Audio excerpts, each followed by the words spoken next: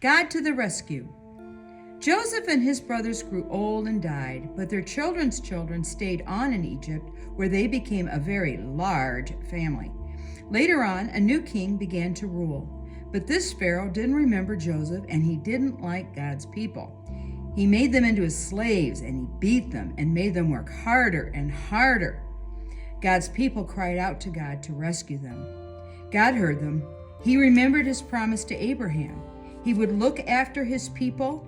He would find a way to set them free. One day, Moses was looking after sheep when something caught his eye. A bush was behaving very oddly. It was flickering with flames, but its leaves weren't burning up. He took a closer look. "Moses!" boomed a big voice. Moses leaped back. The bush was talking to him. "I have heard my people's cries," God said. "I have seen their tears, so I have come to rescue them. Go to Pharaoh, tell him to let my people go free." Moses was afraid, but God said, "I will be with you." So Moses went to Pharaoh. "Pharaoh," Moses began. "God says." "God," said Pharaoh. "Never heard of him." Moses kept going. God says, let his people go free." "Why should I?" Pharaoh said. "Don't want to?" "Won't." So he didn't. So God gave Pharaoh 10 warnings called plagues. First, God turned the river Nile into blood. No one could drink the water. But still, Pharaoh would not let them go.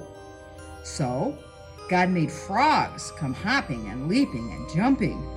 In your bed frogs, in your hair frogs, in your soup frogs, all over, everywhere, frogs.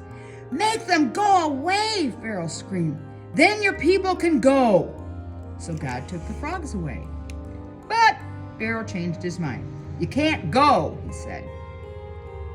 Then God sent zillions of gnats, but still Pharaoh said no. So then God sent swarms of flies, flies buzzing in your eyes, flies.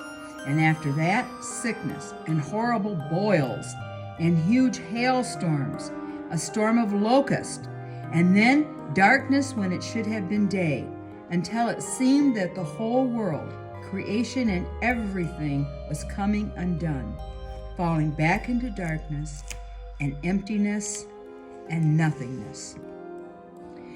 But each time Pharaoh said, "Make it stop, and then I'll let them go." And each time, when God made it stop, Pharaoh changed his mind and said, "Actually, no, you can't go." Finally, Moses warned Pharaoh, "Obey God, or he will have to send the worst thing of all." And Pharaoh just laughed. So God said, "The oldest boy in each family of Egypt must die, but my people will be safe." God told his people to take their best lamb, to kill it, and to put some of its blood on their front doors. When God passes over your house, Moses explained, God will see the blood and know that the lamb died instead of you. That night, it was just as God said. Suddenly, piercing the darkness, echoing down the corridors of the palace, came a blood-curdling scream. Pharaoh's oldest son had died. At last, Pharaoh did what God said. "Get out!" Pharaoh shouted. "Just go!" And so, that very night, Moses and God's people fled out of Egypt and out of slavery. They were free at last.